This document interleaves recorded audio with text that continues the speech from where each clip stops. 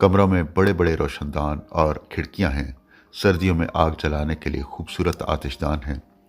कहते हैं इन कमरों में रक्स की महफिलें हुआ करती थीं। सरदार सुजान सिंह के मेहमानों में शहर के उमरा शामिल थे, जिनकी तफरीह के लिए यहाँ सब सामान मुहैया थे। इमारत के इस हिस्से का दूसरे हिस्से के साथ कोई ताल्लुक न था। ये सीढ़ियाँ ऊपर की मंजिलों तक जाती थीं। इन सीढ़ियों पर कदम रखता हुआ मैं तारीख के उस ज़माने में दाखिल हो जाता हूँ जब 3 साल की मुद्दत में तामीर होने वाली ये हवेली 1893 में मुकम्मल हुई। क्या इत्तफाक है, उसी साल रावलपिंडी के तारीखी गॉर्डन कॉलेज की बुनियाद रखी गई और मुझे गॉर्डन कॉलेज का तालिब इल्म होने का एजाज़ हासिल हुआ। कहते हैं इस हवेली के 2 हिस्से थे, जिन्हें चौथी मंजिल पर एक पुल के ज़रिए मिलाया गया था।